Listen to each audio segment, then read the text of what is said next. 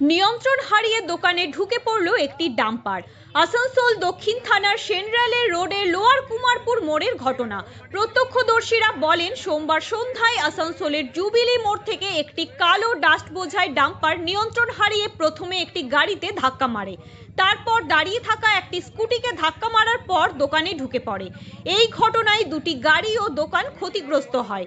অল্পের জন্য প্রাণে বাঁচলেন দোকান মালিক। ঘটনার পর ঘাতক ডাম্পারের চালক পলাতক। এই ঘটনায় এলাকায় উত্তেজনা ছড়ায়। খবর পেয়ে ঘটনাস্থলে আসানসোল দক্ষিণ থানার পুলিশ পৌঁছায়। এদিক থেকে আসছিলাম, চার চাকা নিয়ে এইদিকে বাঁ দিকে যাবো বলে আমি যাচ্ছিলাম। গাড়িটা ঠিক আপনারা যেখানে দাঁড়িয়ে আছেন তার একটু আগে হঠাৎ করে ডাম্পারটা ওই দিক থেকে এলো, সরাসরি আমার গাড়িতে ধাক্কা মারলো। আমি তো কোনো রকমের প্রাণে বেঁচে গেলাম। পরে একটা স্কুটিকে মারলো, তারপরে গিয়ে দোকানে গিয়ে ধাক্কা মারলো। পরপর তিনটে, প্রথমে আমার গাড়িতে মারলো, তারপরে স্কুটিওয়ালাকে, তারপরে এই দোকানে গিয়ে আমি তো যাই হোক প্রাণে বেঁচে গেছি। স্কুটিটা এখনো গাড়ির নিচে আছে।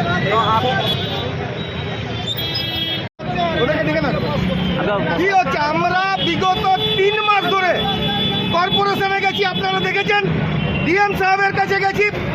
আজ থেকে 20 দিন আগে পুলিশ কমিশনারকে বলে এসেছি যে দিনের বেলায় এই নো এন্ট্রির টাইমে এই ওভারলোডিং গাড়ি বন্ধ করুন, মানুষকে মেরে দেবে।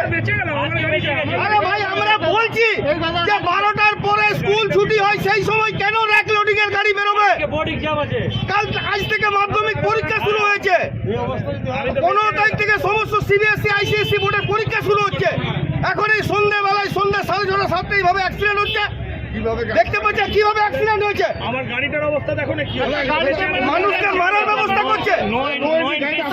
নো এন্ট্রি, এটা পুলিশ প্রশাসন এবং এখানকার ডিএম এসপিও থেকে শুরু করে তৃণমূলের নেতারা টাকার লোভে এইগুলো চালাচ্ছে।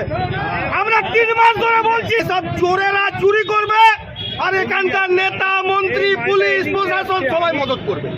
মানুষ